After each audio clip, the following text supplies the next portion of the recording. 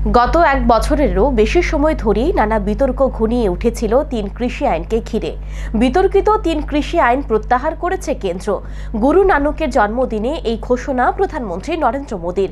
আইন প্রত্যাহারের পরই আন্দোলনরত কৃষকদের প্রতি প্রধানমন্ত্রীর আহ্বান বাড়ি ফিরে যাবার। সেই সাথে প্রধানমন্ত্রী জানিয়ে দিয়েছেন, সংসদের আসন্ন অধিবেশনে এই ৩টি বিতর্কিত আইন প্রত্যাহারের আইনি প্রক্রিয়া শুরু হবে। গত বছরের সেপ্টেম্বরে ৩টি কৃষি বিলে সংশোধন করে আইনে পরিণত করে কেন্দ্রীয় সরকার। এরপর থেকেই দেশ জুড়ে বিতর্ক ও বিক্ষোভ শুরু হয়। বিশেষ করে দিল্লি, পাঞ্জাব, হরিয়ানা, উত্তরপ্রদেশ, রাজস্থানে তুমুল প্রতিবাদ বিক্ষোভ শুরু করে সেখানকার কৃষকেরা। ২০২০ সালের ২৮ নভেম্বর থেকে দিল্লি সীমান্তে সংগঠিত আন্দোলন শুরু করে পাঞ্জাব, হরিয়ানা, উত্তরপ্রদেশের হাজার হাজার কৃষক। আন্দোলনে নেতৃত্ব দেয় অনেকগুলি কৃষক সংগঠন। আন্দোলন চলাকালীন মৃত্যু হয় বেশ কিছু কৃষকের। আন্দোলনরত কৃষকদের সংগঠন সংযুক্ত কিষাণ মোর্চার নেতৃত্বদের বক্তব্য, বিভিন্ন প্রতিকূল পরিস্থিতিতেও কৃষকরা আন্দোলন চালিয়ে যাচ্ছে ৩টি কৃষি আইন বাতিলের দাবিতে।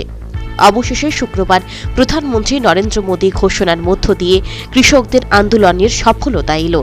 এদিন প্রধানমন্ত্রী নরেন্দ্র মোদী জাতির উদ্দেশ্যে ভাষণ প্রদানকালে বলেছেন, দেশের শতকরা ৮০% ছোট কৃষক, যাদের জমির পরিমাণ ২ হেক্টরের চেয়েও কম।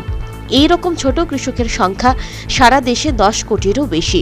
সংশ্লিষ্ট কৃষকদের জন্য বর্তমান কেন্দ্রীয় সরকার বীজ বীমা বাজার সহ বিভিন্ন বিষয়ে কাজ করেছে। इस सच्चाई से बहुत लोग अनजान है कि देश के 100 में से 80 किसान छोटे किसान हैं। उनके पास 2 हेक्टेयर से भी कम जमीन है। आप कल्पना कर सकते हैं, इन छोटे किसानों की संख्या 10 करोड़ से भी ज्यादा है।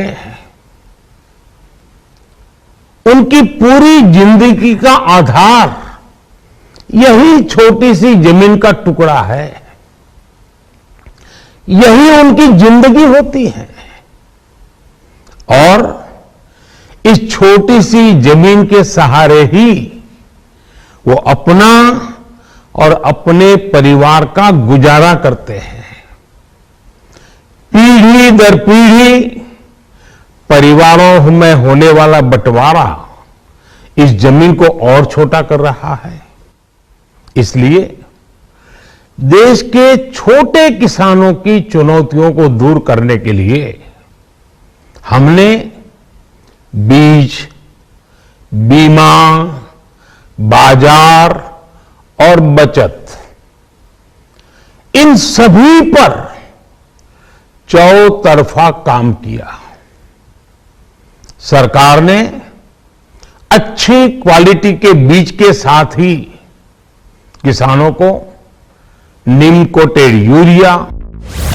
প্রধানমন্ত্রী বলেন, কৃষকদের জন্য, বিশেষ করে ছোট কৃষকদের জন্য এবং দেশের হিতার্থে সংশ্লিষ্ট কৃষি আইনগুলি আনা হয়েছিল, কিন্তু অনেক প্রচেষ্টা করেও দেশের একাংশ কৃষককে এই কৃষি আইনগুলির উপকারী দিকগুলি বোঝানো যায়নি।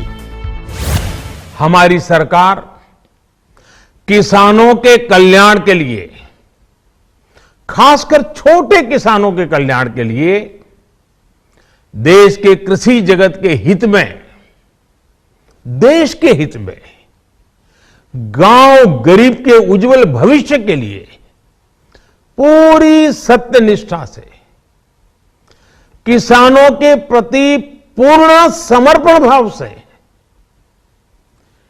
नेक नियत से ये कानून लेकर आई थी। लेकिन इतनी पवित्र बात, पूर्ण रूप से शुद्ध किसानों के हित की बात, हम अपने प्रयासों के बावजूद कुछ किसानों को समझा नहीं पाए। भले ही किसानों का एक वर्ग ही विरोध कर रहा था, लेकिन फिर भी यह हमारे लिए महत्वपूर्ण था। জাতির উদ্দেশ্যে ভাষণে প্রধানমন্ত্রী নরেন্দ্র মোদী 3টি কৃষি আইন বাতিল করার ঘোষণা দেন এবং সেই সাথে সংশ্লিষ্ট বিষয়ে দেশবাসীর নিকট ক্ষমা চেয়ে নেন। तो मैं आज देशवासियों से क्षमा मांगते हुए सच्चे मन से और पवित्र हृदय से कहना चाहता हूं कि शायद हमारी तपस्या में ही कोई कमी रही होगी, जिसके कारण दिए के प्रकाश जैसा सत्य कुछ किसान भाइयों को हम समझा नहीं पाए। आज गुरु नानक देव जी का पवित्र प्रकाश पर्व है। ये समय किसी को भी दोष देने का नहीं है। आज मैं आपको, पूरे देश को ये बताने आया हूं कि हमने 3 कृषि कानूनों को वापस लेने का, रिपील करने का निर्णय लिया है। একই সাথে প্রধানমন্ত্রী ঘোষণা করেন আগামী শীতকালীন অধিবেশনে সংশ্লিষ্ট আইনগুলির বাতিলের জন্য সাংবিধানিক প্রক্রিয়া সম্পূর্ণ করা হবে। সেই সাথে আন্দোলনরত কৃষকদের ঘরে ফিরতে আহ্বান জানান প্রধানমন্ত্রী। इस महीने के अंत में शुरू होने जा रहे संसद सत्र में, इसी महीने में हम 3 कृषि कानूनों को रिपील करने की संवैधानिक प्रक्रिया को पूरा कर देंगे।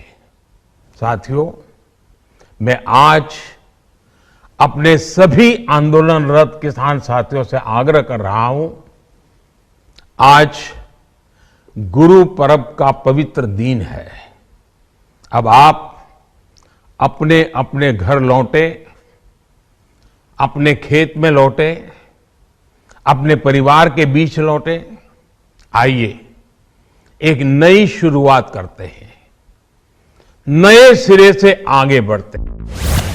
প্রধানমন্ত্রী নরেন্দ্র মোদী এদিন কৃষি ও কৃষক স্বার্থ সংশ্লিষ্ট বিষয়ে এক নতুন ঘোষণা দেন। সর্বশেষে প্রধানমন্ত্রী বলেন, বর্তমান সরকার কৃষি ও কৃষকদের জন্য কাজ করছে এবং ভবিষ্যতেও কাজ চালিয়ে যাবে। साथियों, आज ही सरकार ने कृषि क्षेत्र से जुड़ा एक और अहम फैसला लिया है। जीरो बजट खेती यानी प्राकृतिक खेती को बढ़ावा देने के लिए देश की बदलती आवश्यकताओं को ध्यान में रखकर क्रॉप पैटर्न को वैज्ञानिक तरीके से बदलने के लिए एमएसपी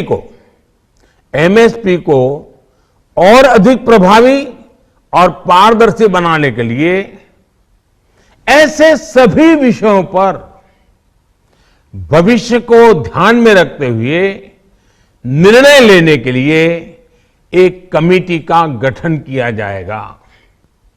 इस कमेटी में केंद्र सरकार, राज्य सरकारों के प्रतिनिधि होंगे, किसान होंगे, कृषि वैज्ञानिक होंगे, कृषि अर्थशास्त्री होंगे।